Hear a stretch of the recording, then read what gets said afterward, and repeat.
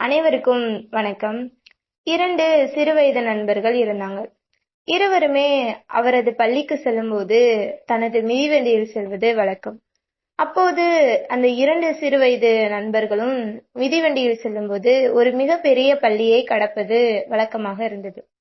அப்போது அந்த மிகப்பெரிய பள்ளிக்கு வெளியில் ஒரு கரும்பலகையில் ஒவ்வொரு நாளும் ஒரு புது வாக்கியங்கள் எழுதி போட்டிருப்பாங்க. அதை படித்து பார்த்துவிட்டு தான் 2 பேருமே சொல்வாங்க. அதுல ஒருத்தவனுக்கு அந்த வாக்கியத்தை படிக்கிறது ரொம்பவே பிடிக்கும். அதனால அந்த வாக்கியத்தை படிச்சவுடன் அந்த மிதிவண்டியை நிறுத்தி தனது கையேட்டில் எழுதி கொள்வார். இப்படியே அவரது நாட்கள் கழிந்து கொண்டே இருந்தது. ஒரு நாள் திடீரென்று அந்த கரும்பலகையில் ஒன்றுக்கு மேற்பட்ட வாசகங்கள் எழுதியிருந்தது. அவனுக்கு ஒரே அதிர்ச்சி. எப்போதும் ஒரே ஒரு வாக்கியம்தான் எழுதி போடுவார்கள். இன்றைய மட்டும் ஏன் இவ்வளவு வாக்கியங்கள்னு சொல்லிட்டு உடனே தனது புத்தகத்தை எடுத்து குறிப்பிட்டுக் கொள்றான். இப்படியே தினம் தினம் அந்த பள்ளிக்கு வெளியில் உள்ள கரும்பலகையில் என்னென்ன வாக்கியங்கள் எழுதி போடுறாங்களோ அந்த வாக்கியத்தெல்லாம் அவனது ஒரு புத்தகமாவே சேமித்தான். அதே நேரத்தில் இன்னொரு நண்பன் சொல்வான், ஏன் இதை வாசித்து விட்டு சென்றால் மட்டும் போதாதா, இதை வேறு கையேட்டில் வேறு எழுதி கொள்கிறேன் அப்படின்னு சொல்லிட்டு சொல்லுவான். அதற்கு அவன் சொல்வான், வாசித்து விட்டு சென்றால் போகையில் மறந்துவிடும், எழுதி வைத்தால் என்றாவது ஒரு நாள் பயன்படும் அல்லவா அப்படின்னு சொல்லிட்டு சொன்னான். அதற்கு அவன் நண்பன் சொன்னான், இது எப்படி நமக்கு பயன்படும், நாம் படிக்கும் கல்விதான் நமக்கு பயன்படும், வா போலாம் அப்படின்னு சொல்லிட்டு 2 பேருமே கூட்டிட்டு போயிட்டான். இந்த மாதிரிதான் அவனது வாழ்க்கை கலைந்து கொண்டே இருந்தது. பள்ளி வாழ்க்கையும் முடிந்தது, கல்லூரி வாழ்க்கையும் முடிந்தது. சிறு வயதிலிருந்து அவன் அந்த கரும்பலகையில் உள்ள வாக்கியத்தை சேமிப்பதை மட்டும் மறக்காமல் செய்து கொண்டே வந்தான். கல்லூரி முடிந்து வெகு தூரம் சென்று விட்டான். அவனது ஊரை விட்டும் வெளியேறிவிட்டான். அப்போது வேலை கிடைக்காமல் திணறிக் கொண்டு இருந்தான். ஒவ்வொரு கம்பெனியா ஏறி இறங்கினான். அப்போதும் எந்த ஒரு கம்பெனியும் அவனுக்கு வேலை தர மறுத்தது. அவனது மற்றொரு நண்பன் நல்ல வேலையில் சேர்ந்து விட்டான். அவன் ஒன்றுமே புரியாமல் ஒரு இடத்தில் அமர்ந்தான். சரி, நமது கடந்த கால நினைவுகளை நினைவுபடுத்துவோம் அப்படின்னு சொல்லிட்டு அவனது புத்தகங்கள், அவன் நண்பனின் ஞாபகங்களை வாசிக்க தொடங்கினான். அப்போது எதிர்பாராத தருணமாக அவன் ஒரு கையேட்டில் குறிப்பிட்டிருந்த அந்த வாக்கியங்கள் எல்லாம் வந்தது. அதை பார்த்தவுடன் அவனுக்கு இனம் புரியா மகிழ்ச்சி, ரொம்பவும் சந்தோஷப்பட்டான். உடனே அந்த புத்தகத்தை எடுத்து ஒவ்வொரு வாக்கியமாக வாசிக்க தொடங்கினான். ஒவ்வொரு பேஜிலும் ஒவ்வொரு வாக்கியம் இருந்தது. இப்படியே பேப்பரும் நகரத் தொடங்கியது. ஒரு தாளில் மட்டும் அவன் 5 வாக்கியங்களை ஒரே நேரத்தில் குறிப்பிட்டிருந்தான். அதற்கு மேலையில் வெற்றியின் ரகசியம் சொல்லிட்டு தலைப்பும் இருந்தது.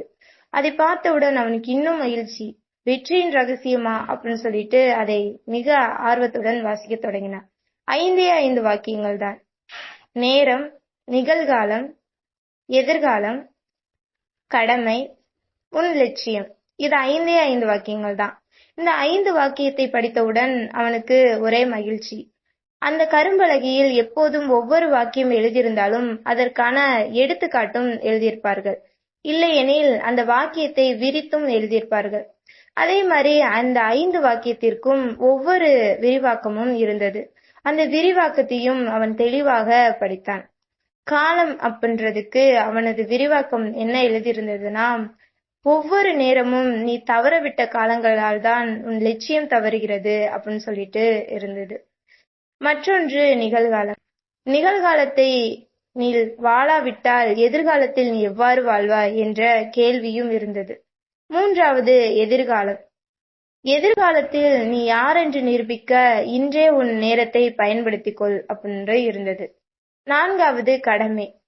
உன் வாழ்க்கையில் நீ எதை வேணால் தவறவிடலாம், ஆனால் உன் கடமையை தவறவிட்டால் எவ்வாறு உன் லட்சியத்தை அடைவதென்ற கேள்வியும் இருந்தது. 5வது லட்சியம். நீ பிறந்து வளர்ந்ததற்கான அர்த்தமே உன் லட்சியம்தான். அதை நீ அடையாவிட்டால் உனது வாழ்க்கையின் ரகசியம்தான் என்ன அப்படின்ற கேள்வியும் இருந்தது. ஒவ்வொரு தலைப்புக்கும் ஒரு கேள்வியுடன் கூடிய விடையும் இருந்தது. அவனை பார்த்து கேட்டுக்கொண்டான். இந்த 5 வாக்கியங்கள் நம் மனதை ஏதோ உணர்த்துகிறது, அதற்கு என்னவென்றுதான் புரியவில்லை அப்படின்னு சொல்லிட்டு அந்த புத்தகத்தை மூடினான். அவனது லட்சியத்தையும் கண்முன் நிறுத்தினான். அவனது லட்சியமே சிறு வயதிலிருந்து மிகப்பெரிய தொழிலதிபர் ஆகன்றதா ஆசை. சிந்தித்து பார்க்கிறான். நாம் என்ன தவறு செய்தோம், ஒரு வேலை கூட கிடைக்காமல் இங்கு அமர்ந்திருக்கிறோம் சொல்லிட்டு. அப்போது அந்த 5 வாக்கியங்களும் மீண்டும் அவன் ஞாபகத்துக்கு வந்தது. காலத்தை சரியாக பயன்படுத்தவில்லை, நிகழ்காலத்திலும் வாழவில்லை, எதிர்காலத்தை நினைத்து பயம் கொண்டோம், கடமையை சரியாக பின்பற்றவில்லை, இலக்கை மீண்டும் மீண்டும் ரட்சிக்கவும் இல்லை, அதற்கான முயற்சியும் எடுக்கவில்லை. உடனே எழுந்தான், முயற்சியும் எடுக்கத் தொடங்கினான். அவனது பொன்னான நேரங்களை அவன் லட்சியத்திற்காக செலவழித்தான். நிகழ்காலத்தில் வாழத் தொடங்கினான். எதிர்காலத்தை நினைத்து பயன் கொள்ளாமல் எதிர்க்க துணிந்தான்.